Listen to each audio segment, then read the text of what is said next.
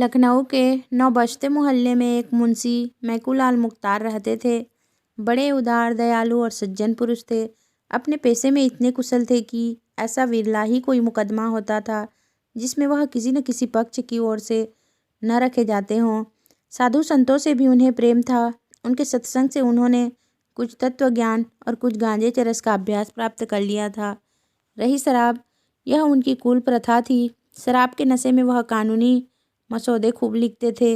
उनकी बुद्धि प्रज्वलित हो जाती थी। गांजे और चरस का प्रभाव उनके ज्ञान पर पड़ता था। दम लगाकर वह वैराग्य और ध्यान में तल्लीन हो जाते थे। मोहल्ले वालों पर उनका बड़ा रौब था, लेकिन यह उनकी कानूनी प्रतिभा का नहीं, उनकी उदार सज्जनता का फल था। मोहल्ले के एकेवान, ग्वाले और कहार उनके आज्ञाकारी थे। 100 काम छोड़कर उनकी खिदमत करते थे। उनकी मत जनित उदारता ने सबों को वशीभूत कर लिया था। वह नित्य कचहरी से आते ही अलगू कहार के सामने 2 रुपये फेंक देते थे। कुछ कहने सुनने की जरूरत न थी। अलगू इसका असर समझता था। शाम को शराब की 1 बोतल और कुछ गांजा तथा चरस मुंशी जी के सामने आ जाता था। बस महफिल जम जाती। यार लोग पहुँचते। एक और मुवक्किलों की कतार बैठती, दूसरी ओर सहवासियों की। वैराग्य की और ज्ञान की चर्चा होने लगती। बीच बीच में मुवक्किलों से भी मुकदमे की 2-1 बातें कर लेते। 10 बजे रात को वह सभा विसर्जित होती थी। मुंशी जी अपने पैसे और ज्ञान चर्चा के सिवा और कोई दर्द सिर मोल न लेते थे। देश के किसी आंदोलन, किसी सभा, किसी सामाजिक सुधार से उनका संबंध न था। इस विषय में वह सच्चे विरक्त थे। बंग भंग हुआ, नरम गरम दल बने, राजनैतिक सुधारों का आविर्भाव हुआ, स्वराज्य की आकांक्षा ने जन्म लिया, आत्मरक्षा की आवाज़ें देश में गूंजने लगी। किंतु मुंशी जी की अविरल शांति में जरा भी विघ्न न पड़ा। अदालत और शराब के सिवाय वह संसार की सभी चीज़ों को माया समझते थे। सभी से उदासीन रहते थे। चिराग जल चुके थे। मुंशी मैकूलाल की सभा जम गई थी। उपासक गण जमा हो गए थे। अभी तक मदिरा देवी प्रकट न हुई थी। अलगू बाजार से न लौटा था। सब लोग बार बार उत्सुक नेत्रों से ताक रहे थे। एक आदमी बरामदे में प्रतीक्षा स्वरूप खड़ा था। 2-3 सज्जन टोह लेने के लिए सड़क पर खड़े थे, लेकिन अलगू आता नजर न आता था। आज जीवन में पहला अवसर था कि मुंशी जी को इतना इंतजार खींचना पड़ा। उनकी प्रतीक्षाजनक उद्विग्नता ने गहरी समाधि का रूप धारण कर लिया था। न कुछ बोलते थे, न किसी की ओर देखते थे। समस्त शक्तियाँ प्रतीक्षा बिंदु पर केंद्रीभूत हो गई। अकस्मात सूचना मिली कि अलगू आ रहा है। मुंशी जी जाग पड़े। सहवासीगण खिल गए, आसन बदलकर संभल बैठे। उनकी आंखें अनुरक्त हो गईं। आशा में विलंब आनंद को और बढ़ा देता है। एक क्षण में अलगू आकर सामने खड़ा हो गया। मुंशी जी ने उन्हें डांटा नहीं। यह पहला अपराध था। इसका कुछ न कुछ कारण अवश्य होगा। दबे हुए पर उत्कुंठायुक्त नेत्रों से अलगू के हाथ की ओर देखा। बोतल न थी। विस्मय हुआ, विश्वास न आया। फिर गौर से देखा, बोतल न थी। अप्राकृतिक घटना थी, पर इस पर उन्हें क्रोध न आया। नम्रता के साथ पूछा, बोतल कहाँ है? अलगू, आज नहीं मिली। मैकूलाल, यह क्यों? अलगू, दुकान के दोनों नाके रोके हुए सुराज वाले खड़े हैं, किसी को उधर जाने ही नहीं देते। अब मुंशी जी को क्रोध आया, अलगू पर नहीं, स्वराज्य वालों पर। उन्हें मेरी शराब बंद करने का क्या अधिकार है? तर्क भाव से बोले, तुमने मेरा नाम नहीं लिया।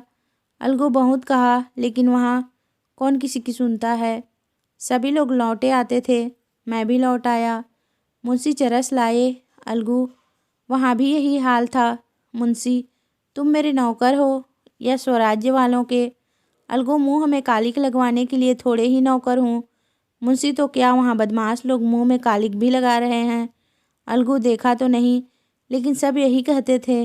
मुंशी, अच्छी बात है, मैं खुद जाता हूँ, देखूँ किसकी मजाल है जो रोके। एक एक को लाल घर दिखा दूंगा। यह सरकार का राज है, कोई बदमिली नहीं है। वहाँ कोई पुलिस का सिपाही नहीं था। अलगू, थानेदार साहब आप ही खड़े सबसे कहते थे, जिसका जी चाहे जाए शराब ले या पिए, लेकिन लौट आते थे। उनकी कोई ना सुनता था। मुंशी, थानेदार मेरे दोस्त हैं, चलो जी। इदू, रामबली बेचैन झिनकू सब चलो, एक एक बोतल ले लो, देखूं कौन रोकता है, कल ही तो मज़ा चखा दूंगा। मुंशी जी अपने चारों साथियों के साथ शराब खाने की गली के सामने पहुँचे तो वहाँ बहुत भीड़ थी। बीच में दो सौम्य मूर्तियाँ खड़ी थीं। एक मौलाना जामिन थे जो शहर के मशहूर मुजतहिद थे।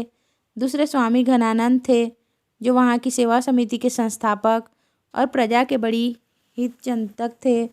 उनके सम्मुख ही थानेदार साहब कई कांस्टेबलों के साथ खड़े थे। मुंशी जी और उनके साथियों को देखते ही थानेदार साहब प्रसन्न होकर बोले, आइए मुख्तार साहब, क्या आज आप ही को तकलीफ करनी पड़ी? यह चारों आप ही के हमराह हैं ना?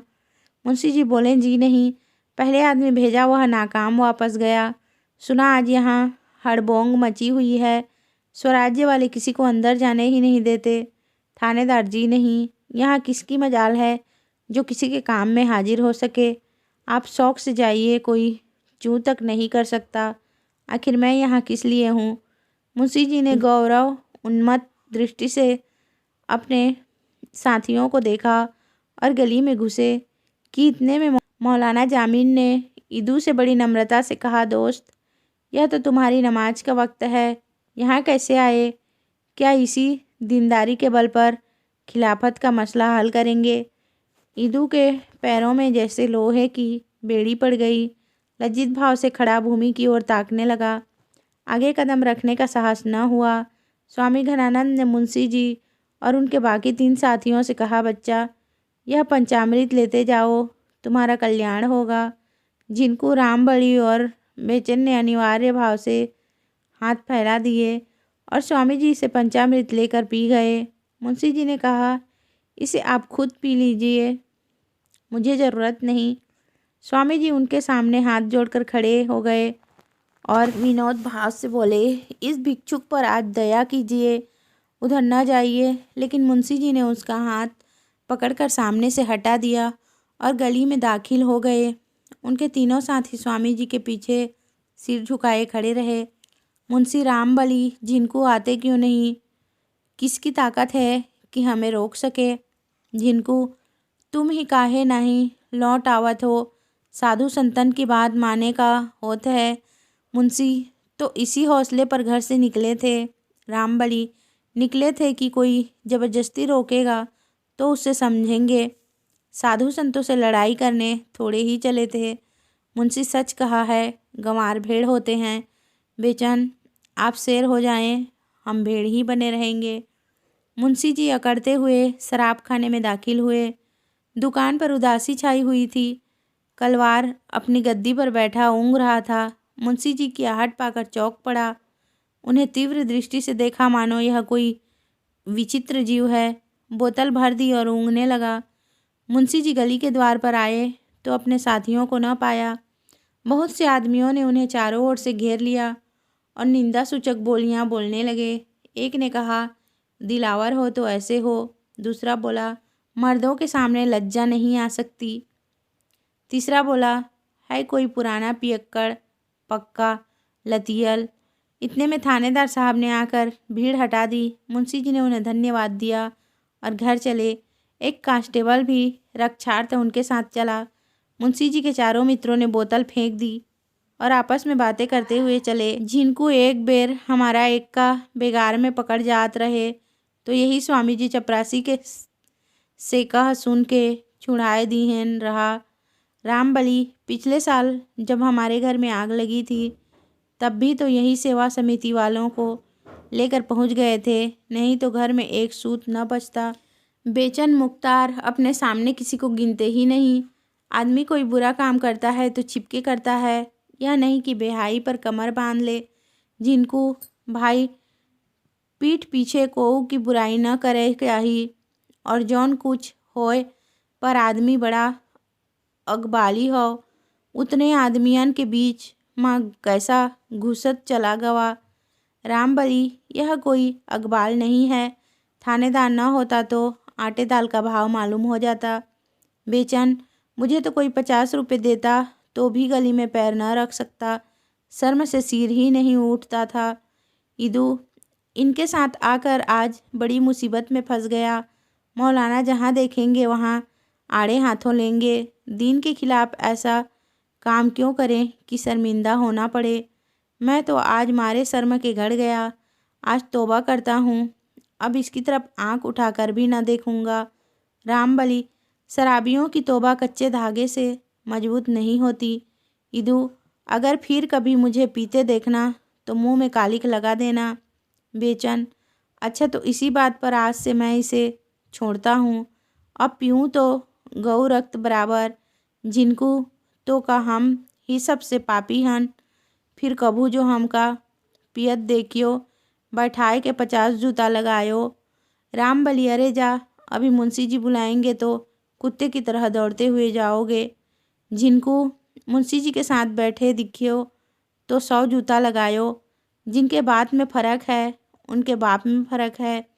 रामबली, तो भाई मैं भी कसम खाता हूँ कि आज से गांठ के पैसे निकाल कर न पीऊँगा।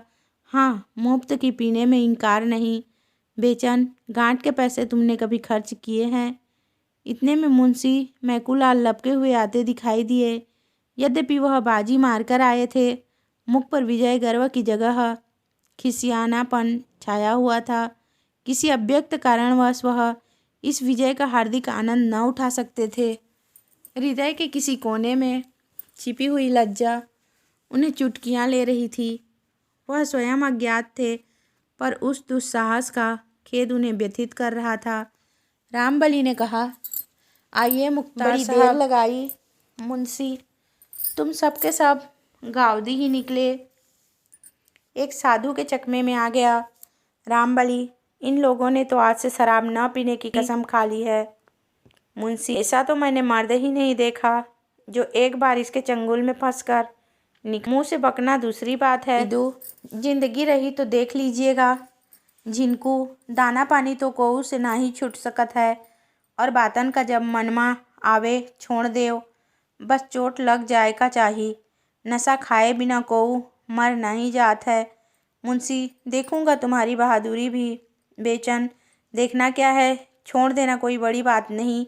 यही ना होगा कि 2-4 दिन जी सुस्त रहेगा। लड़ाई में अंग्रेज़ों ने छोड़ दिया था, जो इसे पानी की तरह पीते हैं, तो हमारे लिए कोई मुश्किल काम नहीं। यही बातें करते हुए लोग मुख्तार साहब के मकान पर आ पहुँचे। दीवान खाने में सन्नाटा था। मुवक्किल चले गए थे। अलगू पड़ा सो रहा था। मुंशी जी मसनद पर जा बैठे और अलमारी से ग्लास निकालने लगे। उन्हें अभी तक अपने साथियों की प्रतिज्ञा पर विश्वास न आता था। उन्हें पूरा यकीन था कि शराब की सुगंध और लालिमा देखते ही सबों की तौबा टूट जाएगी। जहाँ मैंने जरा बढ़ावा दिया, वहीं सबके सब आकर डर जाएंगे और महफिल जम जाएगी। जब ईदू सलाम करके चलने लगा और जिनको ने अपना डंडा संभाला, तो मुंशी जी ने दोनों हाथ पकड़ लिए और बड़े मृदुल शब्दों में बोले, यारों, यूँ साथ छोड़ना अच्छा नहीं। आओ जरा आज इसका मज़ा तो चखो, ख़ास तौर पर अच्छी है। मुंशी, अजी आओ तो, इन बातों में क्या धरा है। ईदू, आप ही को मुबारक रहे, मुझे जाने दीजिए। जिनको, हम तो भगवान चाही तो एक नियर न जाब, जूता कौन खाए। यह कहकर दोनों अपने अपने हाथ छोड़ा कर चले गए। तब मुख्तार साहब ने बेचन का हाथ पकड़ा, जो बरामदे से नीचे उतर रहा था। बोले, बेचन, क्या तुम भी बेवफाई करोगे? बेचन, मैंने तो बड़ी कसम खाई है। जब एक बार इसे गौ रक्त कह चुका तो फिर इसकी ओर ताक भी नहीं सकता। कितना ही गया बीता हूँ तो क्या गौ रक्त की लाज भी न रखूँगा। अब आप भी छोड़िए, कुछ दिन राम राम कीजिए, बहुत दिन तो पीते हो गए। यह कहकर वह भी सलाम करके चलता हुआ अब अकेले रामबली रह गया। मुंशी जी ने उससे शोकातुर होकर कहा, देखो रामबली, इन सभी की बेवफाई, यह लोग ऐसे ढुलमुल होंगे मैं न जानता था। आओ आज हम ही तुम सही, 2 सच्चे दोस्त ऐसे दर्जनों कचलोहियों से अच्छे हैं। आओ बैठ जाओ। रामबली, मैं तो हाजिर ही हूँ, लेकिन मैंने भी कसम खाई है कि कभी गांठ के पैसे खर्च करके ना पीऊँगा। मुंशी, अजी जब तक मेरे दम में दम है, तुम जितना चाहो पियो, गम क्या है। रामबली, लेकिन आप न रहे तब, ऐसा सज्जन फिर कहाँ पाऊँगा। मुंशी, अजी तब देखी जाएगी, मैं आज मरा थोड़े ही जाता हूँ। रामबली, ज़िंदगी का कोई एतबार नहीं, आप मुझसे पहले ज़रूर ही मरेंगे, तो उस वक्त मुझे कौन रोज पिलाएगा? तब तो छोड़ भी न सकूँगा। इससे बेहतर यही है कि अभी से फ़िक्र करूँ। मुंशी, यार ऐसी बातें करके दिल न छोटा करो। आओ बैठ जाओ, एक ही गिलास ले लेना। रामबली, मुख्तार साहब अब ज़्यादा मजबूर न कीजिए। जब ईदू और झिनकू जैसे लतियों ने कसम खा ली, जो औरतों के गहने बेच बेच पी गए और निरे मूर्ख हैं, तो मैं इतना निर्लज्ज नहीं हूँ कि इसका गुलाम बना रहूँ। स्वामी जी ने मेरा सर्वनाश होने से बचाया है, उनकी आज्ञा मैं किसी तरह नहीं टाल सकता। यह कहकर रामबली भी विदा हो गया। मुंशी जी ने प्याला मुंह से लगाया, लेकिन दूसरा प्याला भरने से के पहले उनकी मधातुरता गायब हो गई थी। जीवन में यह पहला अवसर था कि उन्हें एकांत में बैठकर दवा की भांति शराब पीनी पड़ी। पहले तो सहवासियों पर झुंझलाए दगाबाजों को मैंने सैकड़ों रुपये खिला दिए होंगे, लेकिन आज जरा सी बात पर सबके सब फिरंट हो गए। अब मैं भूत की भांति अकेला पड़ा हुआ हूँ, कोई हंसने बोलने वाला नहीं। यह तो सोहबत की चीज़ है। जब सोहबत का आनंद ही न रहा तो पीकर खाट पर पड़ रहने से क्या फ़ायदा। मेरा आज कितना अपमान हुआ।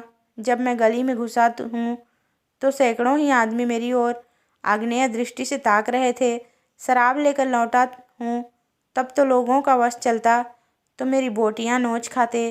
थानेदार न होता तो घर तक आना मुश्किल था। यह अपमान और लोक निंदा किस लिए? इसलिए कि घड़ी भर बैठकर मुंह कड़वा करूं और कलेजा जलाऊं। कोई हंसी चुहल करने वाला तक नहीं। लोग इसे कितना त्याज्य वस्तु समझते हैं, इसका अनुभव मुझे आज ही हुआ। नहीं तो एक सन्यासी के जरा से इशारे पर बरसों के लती पियक्कड़ यूँ मेरी अवहेलना न करते। बात यही है कि अंतःकरण के सभी इसे निषिद्ध समझते हैं। जब मेरे साथ के ग्वाले एक्केमान और कहार तक इसे त्याग सकते हैं, तो क्या मैं उनसे भी गया गुजरा हूँ? इतना अपमान सहकर, जनता की निगाह में पतित होकर, सारे शहर में बदनाम होकर, नक्कू बनकर एक क्षण के लिए सिर में सरूर पैदा कर लिया तो क्या काम किया? कुवासना के लिए आत्मा को इतना नीचे गिराना क्या अच्छी बात है? यह चारों इस घड़ी मेरी निंदा कर रहे होंगे, मुझे दुष्ट बना रहे होंगे, मुझे नीच समझ रहे होंगे। इन नीचों की दृष्टि में भी मैं नीचा हो गया। यह दूर अवस्था नहीं सही जाती। आज इस वासना का अंत कर दूंगा, अपमान का अंत कर दूंगा। एक क्षण में धड़ाके की आवाज़ हुई। अलगू चौंक कर उठा तो देखा कि मुंशी जी बरामदे में खड़े हैं और बोतल ज़मीन पर टूट पड़ी है।